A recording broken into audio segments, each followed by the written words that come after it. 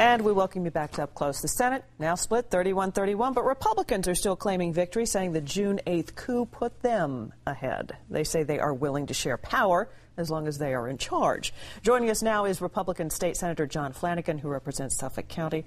Senator, good to have you here this morning. Thank you for having me.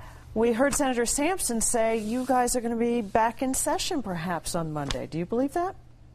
I know I'll be back in session, and I've been back in session every day since June 8th. The real question is whether or not the Democrats are going to show up. The Republicans and Senator Espada, we've been in session every day. So I don't need to be reminded that there's a session calendar and that I'm supposed to be there. And that you're supposed to be, because, you know, Monday midnight, the session ends. On paper it does. My expectation, and I don't think it's unrealistic, is that we'll be there more than through Monday. You believe you'll be there longer? Yes. Who do you believe is in charge right now? Is it Senator Espada, in your mind? Yes. You believe that? Yes, and I'll give you a very quick example. If you go back to 2007, Senator Bruno was elected as Majority Leader with 32 votes. After he left, Senator Skelos was elected with 32 votes. Then Senator Smith was elected in January. I may not have liked that, but he was elected with 32 votes. He was governing. He was running the Senate along with his Democratic colleagues. And we made a change. And there was a formal vote taken, and there were 32 votes to change the direction of the Senate. And I think it's very important that people understand why we took the actions that we did. Well, because you had two Democrats who switched over. Well, but it's well beyond that. I think if you look at the way the legislature had been run, I'm not sure anyone is going to stand up and clap and say everything has been wonderful. $8 billion in new taxes and fees, complete elimination of the STAR rebate program, property tax checks going back to people, a disastrous scenario with the MTA, taking money out of the Power Authority to the tune of $500 million, raising power rates upstate.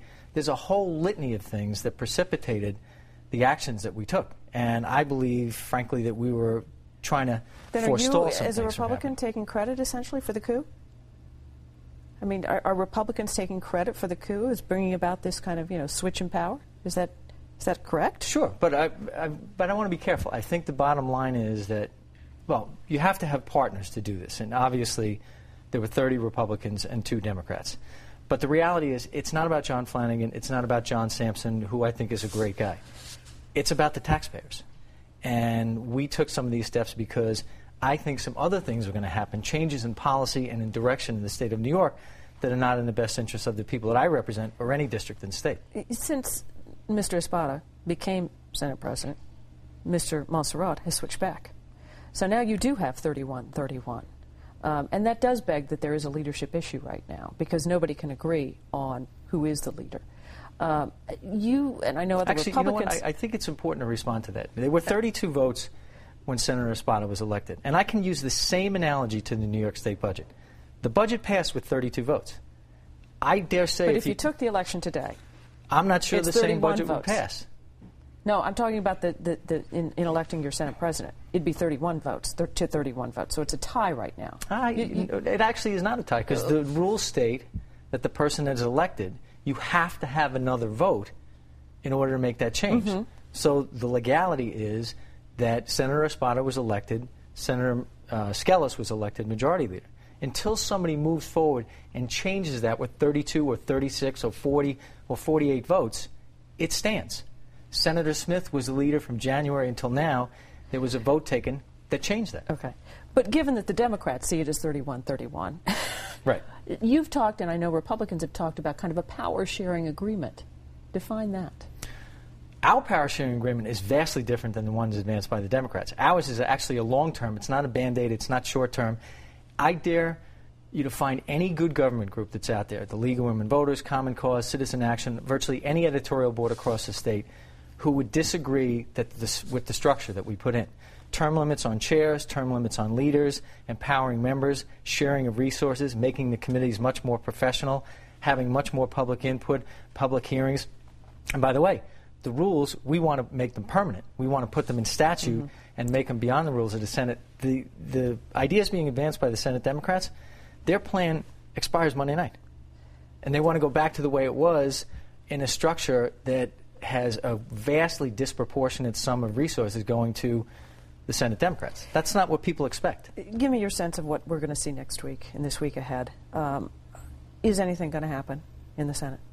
Any bills passed? Anything going to happen? Well, first of all, the Democrats have to show up.